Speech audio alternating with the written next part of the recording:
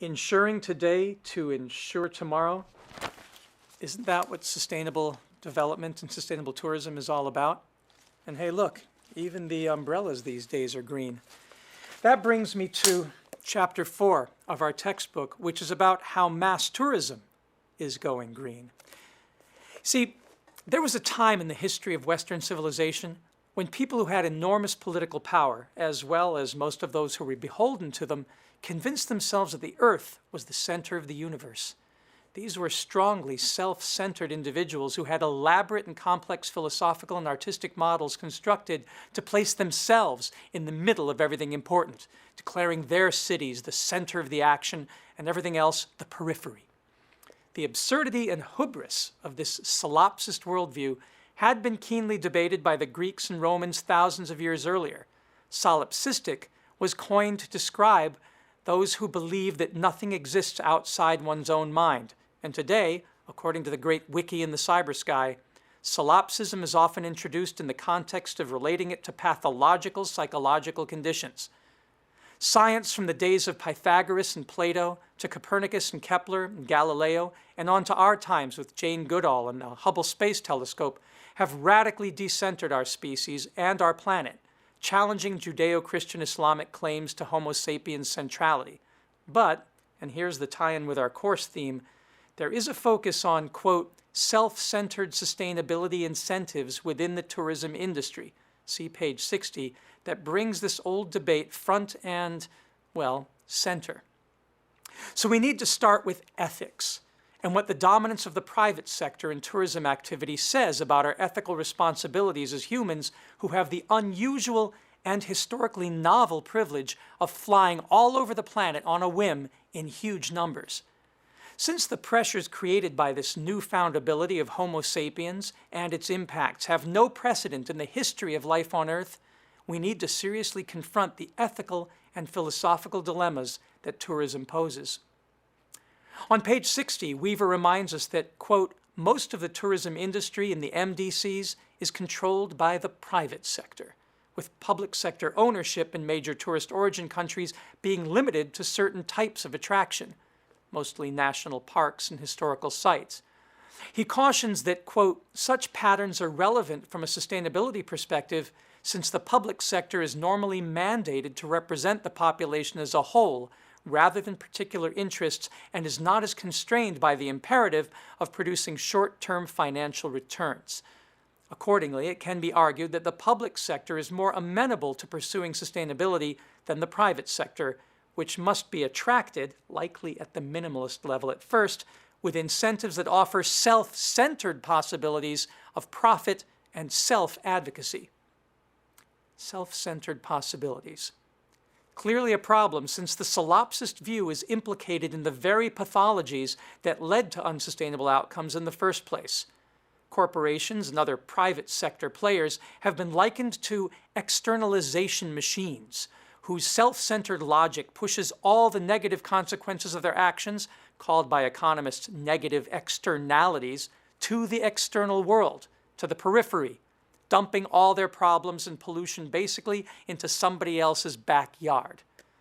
With a blind faith that Adam Smith's widely misunderstood invisible hand is going to come in like the cat in the hat and suddenly clean up the mess if we just keep focusing on self-interest, unless there really is some deus ex machina that can save our asses, sustainable tourism without the public sector's interests, incentives, and regulatory checks and balances seems highly unlikely. Still, there is, quote, a discernible long-standing movement within the conventional business sector to incorporate ethical concerns, end quote, and, quote, reflect societal expectations of right behavior that for a variety of reasons have not been articulated by formal laws. Expressed in the philosophy of corporate responsibility, or CSR, the ethical approach advocates social justice to be pursued because it's the right thing to do, and because economic clout creates special social responsibilities. That's from WALL-E, 1995, not Wall-E. That's a movie about a different kind of sustainable tourism. In marketing, says Weaver, quote, this is reflected in Kotler's societal marketing concept, which advocates long-term consumer welfare as a core principle that needs to be taken into consideration to the more traditional goals of customer satisfaction and profitability, Crane 2000. An ethical foundation for business decisions may derive from religious fiat, for example, do unto others, and or from a realization that the failure to behave ethically will eventuate in disastrous consequences, in which case the foundation is an expression of the principle of enlightened self-interest. End quote, page 61. Interestingly, historians and academics are beginning to rediscover Adam Smith's great work, The Theory of Moral Sentiments, of which his famous Wealth of Nations, which espouses the confident virtues of self-interest taught in almost every introductory economics or business course, was just one part. The Theory of Moral Sentiments from 1759 makes many of the same arguments about intergenerational enlightened self-interest made by today's CSR advocates. So it seems that the sudden introduction of these core principles may actually be an indicator of just how bad things are getting. In other words, it appears that while there were still huge short-term profits to be made for most solipsist businesses pursuing pathological, myopic, self-centered sustainability, which mostly meant trying to sustain the financial profit margin, it was convenient to throw out the ethical foundation society had been struggling with for centuries.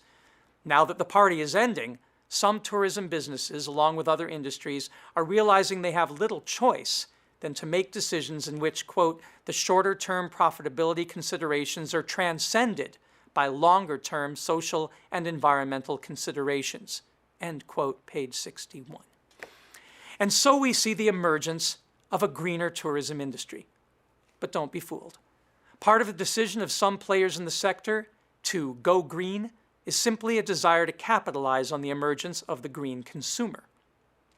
Ah, begorra, as we Irish would say, bless the green consumer, they may just save civilization yet. Says Weaver, green consumers appear to constitute a large and growing portion of society in the more developed countries, with an increase in green products as a share of new U.S. product introductions that has gone from 2.8% in 1988 to 9.5% less than a decade later. U.S. organic products have gone from $178 million in revenue back in 1985 to over $3 billion in 1996. So the trend is clear. One can now get healthy food, for example, in the dollar store, and Ross Dress for Less, as I did last night, with organic labeling and huge posters about protecting our environments and helping people, dominating the walls in Walmart and Aldi.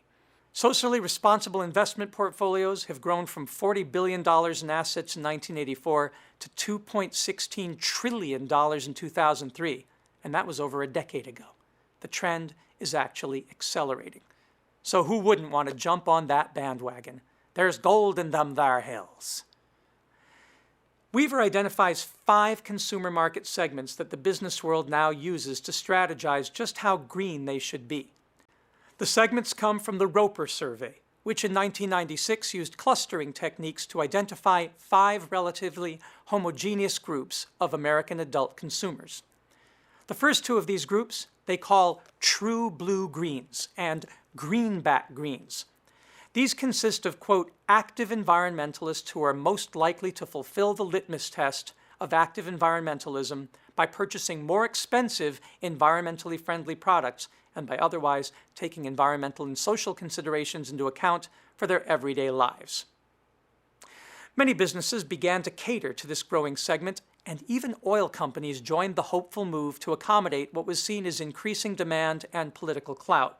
Shell Oil, for example, changed its name to Shell Energy and opened a Shell Solar division, and BP changed its name from Beyond Shell Oil. Shell Oil changed its name to Shell Energy and opened a Shell Solar division, and BP changed its name from British Petroleum to Beyond Petroleum, even as they started participating in an increasingly lucrative emissions trading market. In recent years, however, these marketing ploys have been reversed, as analysts see fluctuations in the purchasing power of the true blues and the greenbacks. Together, these environmentalists now account for only about 15% of the population, down from about 22% in 1990, and businesses are sensitive to these changing dynamics. Two other groups that have a little more economic power are known as the grousers and basic browns, who Weaver tells us account for over 1/2 of the population and are characterized by indifference and or unwillingness to take environmental considerations into account in their behavior unless they are required to. This is the segment of the market that most private enterprises play to, and in the absence of public sector regulations or some other external incentive, there becomes a cozy relationship between this 50% of consumers and suppliers who are more than happy to cut corners and engage in business as usual to keep them buying. And then there are the sprouts, making up the remaining fluctuating third of the population. These are, quote, conditional environmentalists whose environmental engagement vacillates in accordance with convenience and other factors, page 63. Other studies and surveys done in other countries find similar curves. A study by Ray and Anderson in the late 1990s, quote, identified 26% of American adults as cultural creatives, whose activist and holistic worldview includes strong environmentalist tendencies and core green values, while finding on the other end of the spectrum 25% socially and culturally conservative traditionals who are less likely to ascribe to strong environmentalist views, although many do hold strong desires to restore the environment to the way it used to be, whatever that means. The remaining 50% of the population, according to them, consists of mainstream moderns who are comfortable with the commercialized, urban, industrialized world and notions of growth and progress, which they regard as normative and desirable. The priorities for almost all of them, by which I guess I mean almost all of us, for we are them, seems to be career advancement and material well-being.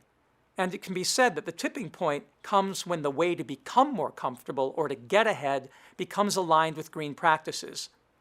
Now, if there's anything hopeful about all this, it's that from a market trend perspective, the cultural creative cohort has dramatically increased since the 1960s, when they made up only about 5% of the population and the traditionals accounted for more than 50%. So we are making generational progress. Let's just hope it isn't too little, too late. Today, because it has become particularly trendy in Europe, the green consumer base there, which now makes up 45 to 60% of some countries, is changing its habits, partially in response to perceived environmental problems. And in Britain, a nation whose empire and its colonies were arguably responsible for a majority of the social and environmental problems we face on the planet, this green base is part of a now 90% of the population that claims to be generally concerned about the natural environment its forefathers raped and pillaged. Of course, given the magnitude and pace of the problem, we still have to remain just a little suspicious what that general concern amounts to and how we can leverage it toward positive gains. While it's easy for the self-avowed environmentalists and sustainability advocates among us who actualize our consciousness on a daily basis and who now make up a quarter of the population to point and wag fingers at the other quarter of any given population that are avowed non-environmentalists and who do not make any particular concessions to environmental concerns in their everyday lives or voting patterns, it's hard to know what we should do about what Weaver calls veneer environmentalists. Veneer environmentalists are people who claim to be environmentalists, but, quote, engage only in green behavior that's convenient and does not threaten their standard of living or consumer lifestyle. These superficial environmentalists, for example, are enthusiastic proponents of soft green activities, such as recycling, but would be reluctant to support an environmental tax on gasoline that would significantly increase their transportation costs. Similarly, Weaver tells us they usually avoid green products that are too expensive or less effective, even though they indicate an intention and preference for consuming such practices, page 64. I have my own ideas of what to do about this, of course. I'm a professor of sustainability, and I'm fairly radical when it comes to my own lifestyle choices. For example, I lived for 3 years off-grid in Los Angeles at the Urban Eco Village, using a self-built composting toilet and hot water system, self-installed photovoltaics. I've ridden the bus and bicycled and unicycled as my main form of transportation for all of my adult life, a challenge that was particularly difficult in California and Florida. I turn almost all my food waste into my own cooking fuel and fertilizer, grow as much of my food as I can. I eschew the use of detergents and shampoos. I won't support the fashion industry. I buy things secondhand and recycle. And after being vegetarian and vegan for years, have now spent almost a decade avoiding sugar, coffee, and tea and other non-nutritional cash crops, and for the last half-decade have almost completely eliminated the products of grain agriculture and monoculture from my diet, especially wheat, corn, rice, sugar, potatoes, barley, oats, millet, soy, milk, and peanuts. I engage in what is called the paleo-healthy lifestyle. And when I travel, I tend to engage in voluntourism and educational tourism first, then backpacking, hostel traveling, guest house and farm visit, and urban cultural heritage, alternative tourism types. For empirical study and research reasons, professionally as well as personal conviction, I'm experimenting with fashioning myself to be as close to the sustainable tourist ideal as I can, both when traveling and in my daily life. Attempting to live with these self-imposed challenges does make me feel much healthier and balanced and happy on a personal level, and on a philosophical level gives me the psychological comfort that I'm being ethico-ecologically consistent with my sustainability values. So how do I engage with others in the spectrum of lifestyles and attitudes described by Weaver in our book? How do I think we should deal with traditionalists and veneer environmentalists, and even people who are actively pursuing destructive agendas as they pursue their own self-interest? Well, what I've found, first of all, is that if we truly want to attempt to abandon the solipsism that has plagued so much of our existence and led to the current sustainability crisis, then we have to decenter ourselves. If any one of us takes on a holier-than-thou attitude because of our sustainability commitments, then I believe we've stumbled back into the same trap that caught those who created the very problems we claim to be fighting. We must see ourselves, I believe, as part of an organic whole that is evolving and is dynamic. We have to believe in our common future by seeing the commonalities we share with all other human beings and with all other creatures, and try to never set ourselves apart. In my opinion, we have to help the paradigm shift along by understanding that most human beings, like all other animals and plants, fungi, bacteria, evolved in systems that worked by maximizing reproductive success in a context of overlapping ecological webs. It is scientifically accurate to say that we are all connected, that we're all part of the weave that makes the tapestry of sustainability possible, and that each strand in the weave had its own valid, rational reasons for contributing its particular color, strength, and pattern to the whole. If we want the picture that emerges to reflect beauty, we must honor each of the players and learn to work with them rather than against them. Channeling Thomas Kuhn's 1970 Structure of Scientific Revolutions, Weaver cautions us at the end of his chapter on page 67, quote, "Whether the infiltration of green proclivities into conventional tourism is a significant trend or not depends in part on whether this can be situated as part of a broader paradigm shift in society. A paradigm is a collective worldview more or less accepted as normative within a particular culture, and a paradigm shift begins when the currently dominant paradigm can no longer adequately explain or internalize evidence that contradicts its core assumptions. Gradually, one or more competing paradigms emerge that more convincingly explain these contradictions, and eventually, one of these new paradigms becomes dominant," end quote. So just as the theological paradigm of the 16th and 17th centuries that put us at the center of the universe was gradually replaced by the postmodern scientific paradigm that deprivileged us and helped us understand our deep connection to all existence, the dominant Western environmental paradigm that is, quote, "associated with environmentally destructive technologies, rational economic theories that value GDP growth and material acquisition above all else, and a social Darwinian approach to human relationships," end quote, is giving way to a new environmental paradigm that will one day seem as obvious to us as the need to wash our hands or look both ways when crossing a street. So, if you're one of those true blue-green cultural creatives who has suffered some feeling of alienation because our culture club of strong rather than veneer sustainability advocates has been in the minority, take heart. The paradigm is shifting, and you can help it simply by living it and loving everyone else you meet, so that when they see that you're following Gandhi's advice to be the change that you want to see in the world, they feel inspired rather than intimidated. We're all in this together, and sustainability isn't just one way of doing things. It's the only way to do things if we want to survive. So your job is simply to make it more attractive than the alternative. Welcome aboard.